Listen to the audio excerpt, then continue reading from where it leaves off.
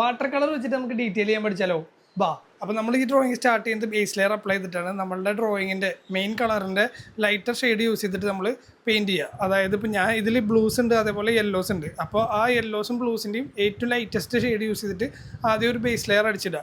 ഇതിനായിട്ട് നമ്മൾ വെള്ളം കൂടുതൽ യൂസ് ചെയ്ത് കഴിഞ്ഞാൽ പെയിൻറ്റ് കുറച്ചും വെള്ളം കൂടുതലും അങ്ങനെ യൂസ് ചെയ്ത് കഴിഞ്ഞാലാണ് നമുക്ക് ആ ഒരു ഷെയ്ഡിലേക്ക് എത്തിക്കാനായിട്ട് സാധിക്കും. പിന്നെ അടുത്തൊരു സ്റ്റെപ്പ് എന്ന് പറഞ്ഞു കഴിഞ്ഞാൽ സെക്കൻഡ് ലെയർ അപ്ലൈയിലാണ്. ഈ സെക്കൻഡ് ലെയർ എന്ന് പറഞ്ഞു കഴിഞ്ഞാൽ കുറച്ചുകൂടി കളേഴ്സ് ആഡ് ചെയ്തിട്ട് വെള്ളം കുറച്ചിട്ട് ആഡ് ചെയ്യുക. അപ്പോൾ അങ്ങനെ ചെയ്യുമ്പോൾ നമുക്ക് കുറച്ചുകൂടി ബ്രൈറ്റ് ആയിട്ടുള്ള ഡീറ്റെയിൽസ് ആഡ് ചെയ്യാനായിട്ട് സാധിക്കും. അപ്പോൾ ബ്രഷ് ഭയങ്കര തിന്നായിട്ടുള്ള ബ്രഷ് വേണം യൂസ് ചെയ്യാൻ, ഡീറ്റെയിൽ ചെയ്തിട്ട് നമുക്ക് വരയ്ക്കാനായിട്ട്. ഇനി നെക്സ്റ്റ് സ്റ്റെപ്പ് എന്ന് പറഞ്ഞു കഴിഞ്ഞാൽ നമ്മളിതിൽ ഒരു കളർ തന്നെ യൂസ് ചെയ്യാണ്ട് മൾട്ടിപ്പിൾ കളേഴ്സ് യൂസ് ചെയ്യുക. അതായത് ബ്ലൂവിൻ്റെ തന്നെ പല ഷെയ്ഡ്സ് യൂസ് ചെയ്ത് കഴിഞ്ഞാലാണ് നമുക്ക് ആ കറക്റ്റ് ഗ്രേഡിയൻ ഫീൽ നമുക്ക് കൊണ്ടുവരാനായിട്ട് സാധിക്കുള്ളൂ. ഇനി നെക്സ്റ്റ് സ്റ്റെപ്പ് എന്ന് പറഞ്ഞു കഴിഞ്ഞാൽ ഫൈനൽ ആയിട്ടുള്ള ഡീറ്റെയിൽസ്. ഇപ്പോൾ ഈ കിളിയുടെ മേലെ നമുക്ക് കുറച്ചുകൂടി ഡീറ്റെയിൽ ആയിട്ടുള്ള ലുക്ക് കിട്ടാനായിട്ട് ഈ വെള്ളം തീരെ കുറച്ചിട്ട് നമ്മൾ പെയിൻറ്റ് കൂടുതൽ യൂസ് ചെയ്തിട്ട് ഡാർക്കർ ടോൺസ് ഉപയോഗിക്കുക. അതായത് ഷേഡോസ് മാർക്ക് ചെയ്യാനായിട്ട് ഡാർക്ക് ആയിട്ടുള്ള ടോൺ യൂസ് ചെയ്തിട്ട് നമ്മൾ പെയിൻറ്റ് ചെയ്ത് കഴിഞ്ഞാൽ ഭയങ്കര തിൻ ബ്രഷ് യൂസ് ചെയ്ത് പെയിൻറ്റ് ചെയ്ത് കഴിഞ്ഞാൽ നമുക്ക് ആ ഒരു 3D ലുക്ക് നമുക്ക് കൊണ്ടുവരാനായിട്ട് സാധിക്കും. ഇനി ഇതിൽ ബാക്കി വരയ്ക്കാനുള്ളത് ഫ്ലവേഴ്സും അതേപോലെ തന്നെ ഈ ബ്രാഞ്ചുമാണ്. ഇത് രണ്ടും ഇതേ സ്റ്റെപ്പ് തന്നെ യൂസ് ചെയ്യുകയാണെന്നുണ്ടെങ്കിൽ നമുക്ക് ഈസി ആയിട്ട് ഇത് വരച്ചെടുക്കാനായിട്ട് സാധിക്കും.